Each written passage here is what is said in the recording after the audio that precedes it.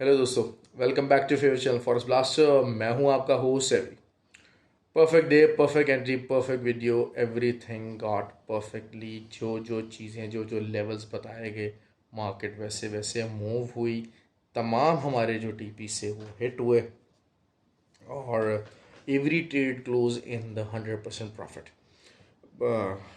Free WhatsApp group के अंदर भी जो जो सिग्नल्स आते रहे, साइडवेज मार्केट थी, डाटा काफ़ी था, लेकिन डाटा का इम्पैक्ट आज नहीं होना था। क्यों? क्योंकि वही रीज़न थी कि जो सीपीआई नंबर्स का जो सीपीआई नंबर्स कह रहा हूँ, जो इन्फ्लेशन के ऊपर जो इंटरेस्ट रेट का डिसीजन है, उसके अंडर अंडर मार्केट चलने के चांसेस हैं।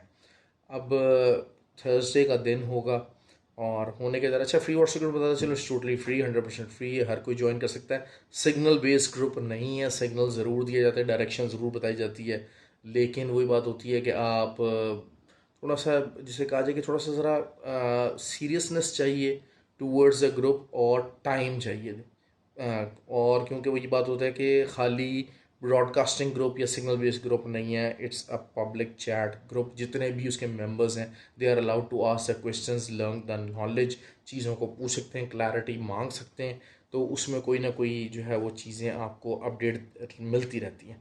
अच्छा, व्हाट्सएप ग्रुप ज्वाइन करने का तरीका क्या है? आपको सिर्फ ऑक्टाफिक्स और एक्सनेक्स का आईबी नीचे दिया हुआ है वीडियो के डिस्क्रिप्शन में, उसको आपको ज्वाइन करना है। और व्हाट्सएप नंबर भी नीचे मौजूद है। तो एक्सनेक्स और ऑक्टाफिक्स के ऊपर अगर आप ऑलरेडी ट्रेड कर रहे हैं तो फिर आप लाइव चैट पे जाके आईबी चेंज कर सकते हैं, you can do that as well. और उसके अलावा जो हमारे यूके के, यूरोप के, ऑस्ट्रेलिया के वो जो हमारे लोग हैं जो कि फ्री व्हाट्सएप कैसे मना चाहते हैं, चूँकि वहाँ पर जितने ब्रोकर्स हैं उनका बहुत कम लेवरेज है, 1:20, 1:30, उसके अलावा ज़्यादा लेवरेज नहीं है। तो अगर आप उन लेवरेजेस की बात करते हैं तो फिर जीटीसी का ब्रोकर है, वहाँ पर आपको 1:5 का मिनिमम लेवरेज मिलता है और वहाँ से आप ट्रेड ले सकते हैं, because without leverage margin trading is nothing. और बहुत सारे लोग जो हैं वो उन्होंने हमसे जो है वो पूछा है कि जो है वो इसके ऊपर चले बात कर लेते हैं कि जी ये हलाल है या हराम है, फॉरेक्स ट्रेडिंग है। सर देखें, इसमें दोनों तरह के व्यूज़ मौजूद हैं, both the views are there. लेकिन ये कि ऑप्शंस और फ्यूचर्स ये हराम है, क्योंकि ऑब्वियसली इसमें एक सिर्फ प्राइस प्रोडिक्शन है, कोई मूवमेंट नहीं है। और पर्टिकुलरली मैं इसीलिए यही दो ब्रोकर्स, तीन ब्रोकर्स कहता हूँ, क्योंकि ये आपको फ्यूचर कॉन्ट्रैक्ट्स जो हैं वो उसके ऊपर ट्रेड नहीं करवाते, ये स्पॉट के ऊपर ट्रेड करवाते हैं। हाँ, ये ज़रूर होता है कि बीच में इनका शेयर होता है कि हाँ ठीक है। अब देखें, मामलात ऐसे ही हैं कि बीइंग अ ब्रोकर वो ये कहते हैं कि जी हाँ, प्रॉफिट में तो मैं आपका हिस्सेदार हूँ, आपको काम करना है आप कर लीजिए, लेकिन लॉस में मेरा हिस्सा नहीं होगा। हाँ, मैं उधार आपको ज़रूर दे दूंगा, आपको ट्रेड करनी है आपको, मैं सपोर्ट कर दूंगा। देखिए, दूसरी बात यह है कि जो है ना, world is evolving very fast. हम लोग शायद अगर हम पेपर करेंसी की बात करें तो पेपर करेंसी का कॉन्सेप्ट ही अगर हम ले लें तो वही बात है कि सोना जो एक्चुअल है, क्या है, वैल्यू है। और 30% सोने के अगेंस्ट आप मतलब $30 का सोना तो $100 के नोट छाप सकते हैं। और बहुत सारे जो मुल्क हैं, जैसे इवन पाकिस्तान भी हो गया, कि $10 के नो गोल्ड पड़ा होगा और $100 के नोट छापे होंगे। तो ये जो चीज़ें जो हैं, ये इस वजह से it is something a very vague concept, और अपने आप को इन्हांस करना पड़ेगा। बहुत सारी चीज़ें मैंने जो है वो भाई ने मुझसे पूछा भी था नीचे कि जी सर ये बताइएगा, तो सर मैंने कहा कि ये बेसिकली अब बहुत सारे जो हमारे उलमा है वो क्रिप्टो को हराम कह रहे हैं जी, क्रिप्टो क्योंकि जी क्रिप्टो की कोई हैसियत नहीं है। भाई अब तो चीज़ सिर्फ यही है कि बैंक वांट्स कि आपके पास कैश ना आए, आप पेपर मनी यूज़ करें।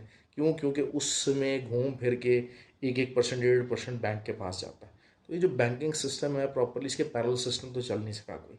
इस्लाम में कोई पैरेलल सिस्टम नहीं है, हमें उसी सिस्टम के अंदर से उलमा ने जो है वो चीज़ें निकाली हैं और उसको हम ज़ाहिर बात है इस के अंदर रहना है, दुनिया के अंदर रहना है।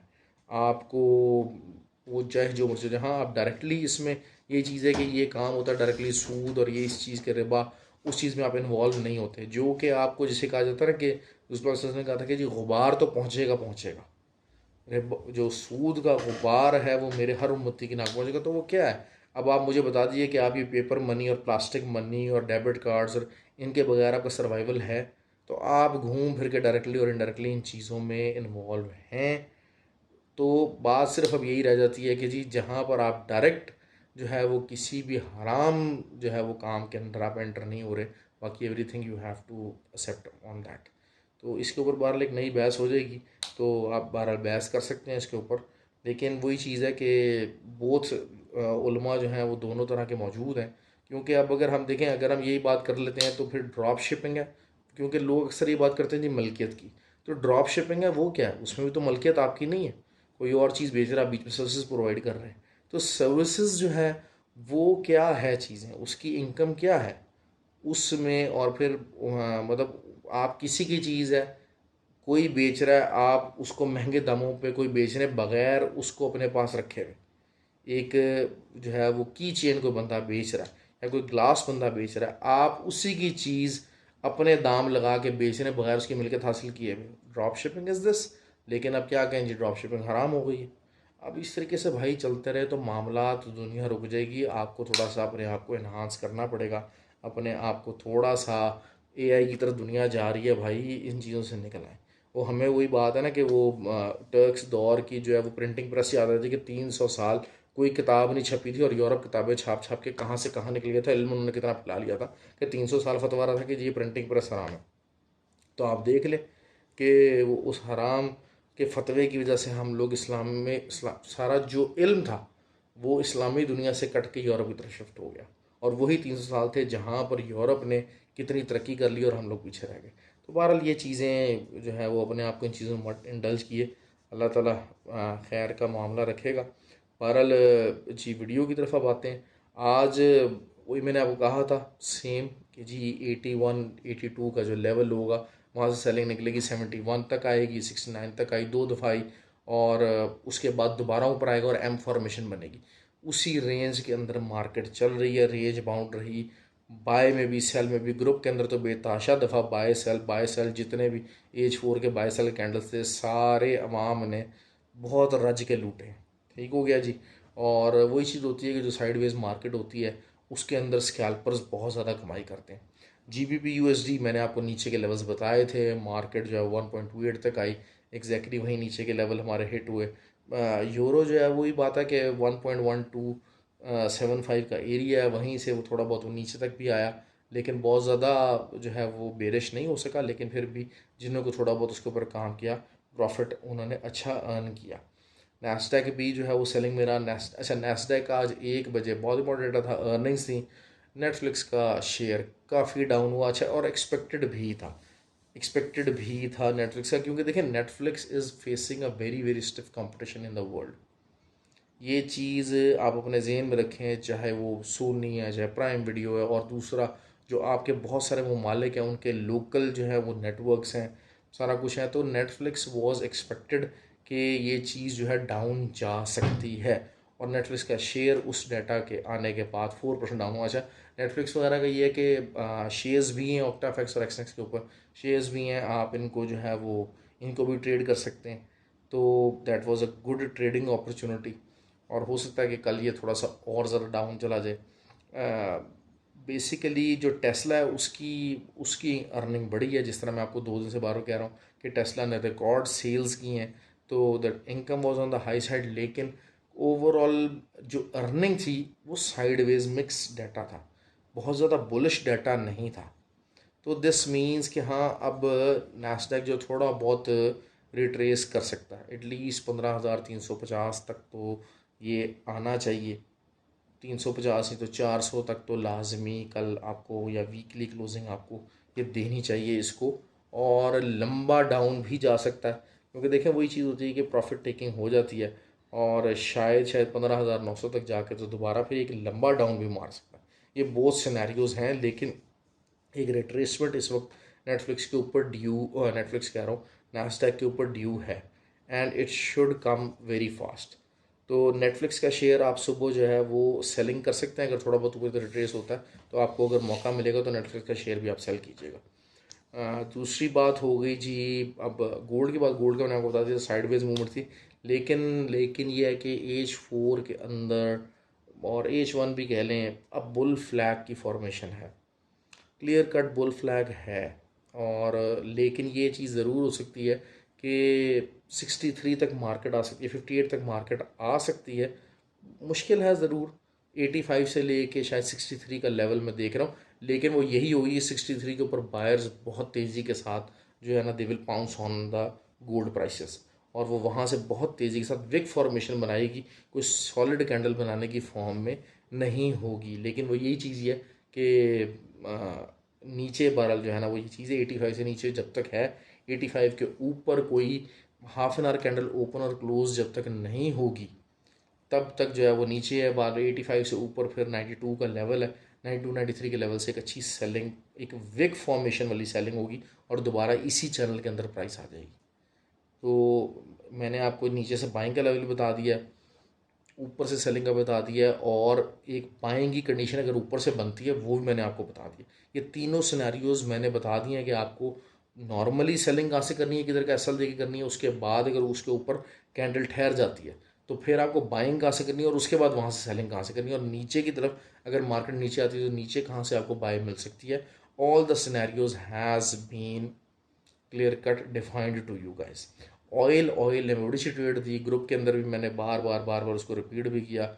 76.50। अच्छा, कल मैं ऑयल को कवर नहीं कर सका, लेकिन मुझसे जिन लोगों ने पूछा, जो मेरे सब्सक्राइबर थे और जो ग्रुप के अंदर थे, खैर उन्होंने तो खैर पूछ लिया, ग्रुप के अंदर वाले तो उनकी तो मौज लगी, वो पूछ ही सकते हैं।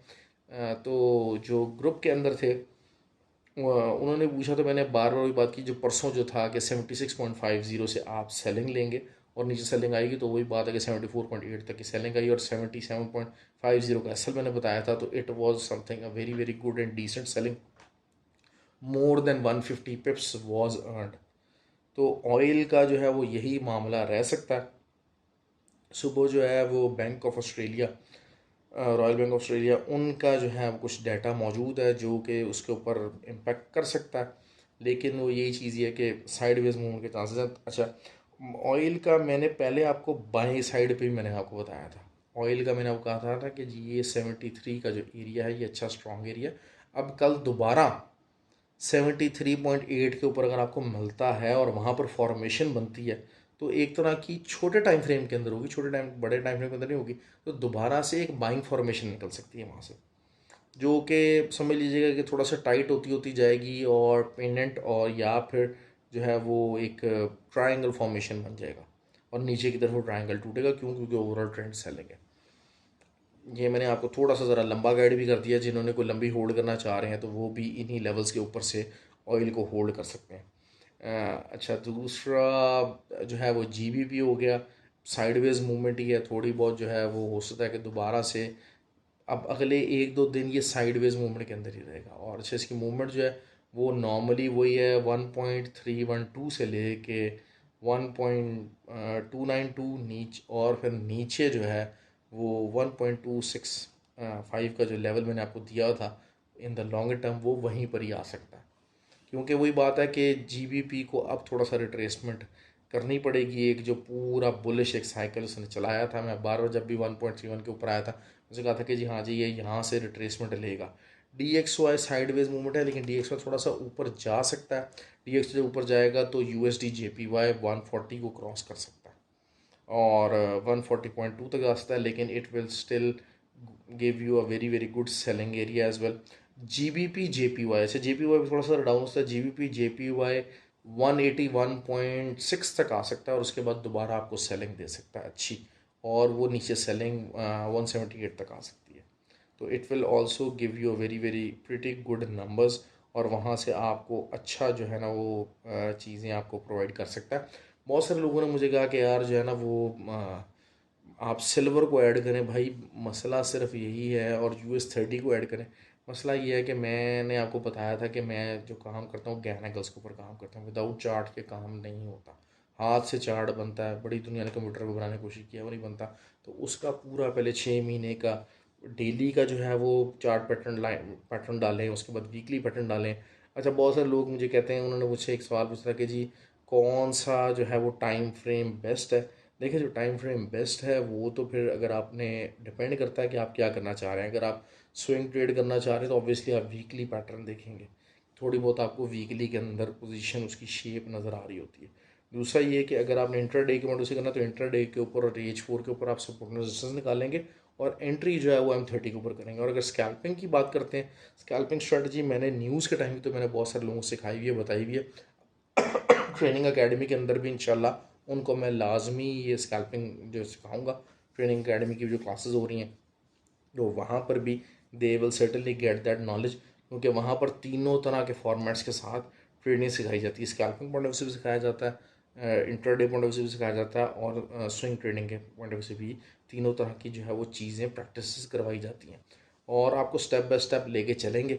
उसमें भी जो लोगों ने, अच्छा अब अगला जो कोर्स है वो उसके लिए एनरोलमेंट स्टार्ट हो गई है बेसिकली। और कोशिश तो होगी कि जो है वो नेक्स्ट मंथ का जो 10th या 11th है उसमें हम जो है ना वो अपना कोर्स स्टार्ट कर दें, because the people are getting the enrolled वो वेरी फास्ट फॉर दैट। चाहे फिज़िकल है चाहे जो है वो ऑनलाइन है, तो both the scenes are open. अच्छा, बहुत सारे लोगों ने मुझसे पूछा, उन्होंने कहा कि दुबई में आके आपका ट्रेनिंग देने का कोई प्रोग्राम है? तो वो यही है कि जो है वो इंशाल्लाह अगर पार्टिसिपेंट्स हो जाते हैं तो दुबई हम लोग आते रहते हैं, वो कोई ऐसा इशू नहीं है, वहाँ पर भी हो जाएगा। लेकिन जो है वो उसके थोड़े से ज़रा जो है कानूनी मैटर्स भी होंगे, लेकिन will get those done, will handle those as well. और जो है वो हम लोग उसको करेंगे। लेकिन यही बात है कि जो लोग दुबई के लिए अपने आप को एनरोल करना चाहते हैं तो they can contact me as well. Dubai का भी हम लोग जो है वो, लेकिन यही होगा कि दुबई में 7 दिन क्लासेज नहीं होगी, एवरी 3 आवर सेशन नहीं होगा, एक फ़िज़िकली सेशन होगा।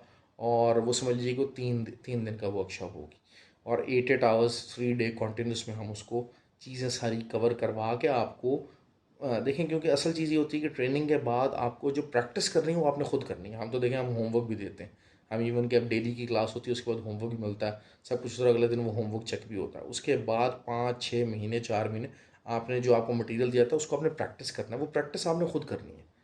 देखिए, वो असल जो चीज़ यही होती है कि आपको सिखा दिया जाता है, बता दिया जाता है, आगे आपका इनपुट है कि आपने उसमें कितना टाइम डालना है, कितना पैसा डालना है। तो वो चीज़ें आपने खुद मैनेज करनी है, वो चीज़ों की आपको एफ़र्ट सारी आपने खुद लगानी है। और बाकी इंशाल्लाह फंडामेंटल्स का कोर्स भी प्लान कर रहे हैं, और इंशाल्लाह कोशिश करेंगे कि दुबई में फंडामेंटल का कोर्स भी ऑफ़र किया जाए। ओके जी, ये आज की वीडियो थी। लाइक कीजिए, कमेंट कीजिए प्लीज़। और जो है वो आई होप कि आप लोग शेयर करें इस वीडियो को, और आप प्रॉफिट बनाइएगा। और अगर प्रॉफिट आज बना है तो प्लीज़ प्लीज़ जो है वो मुझे वीडियो के अंदर कमेंट के अंदर ज़रूर जो है बताइएगा। Thank you very much.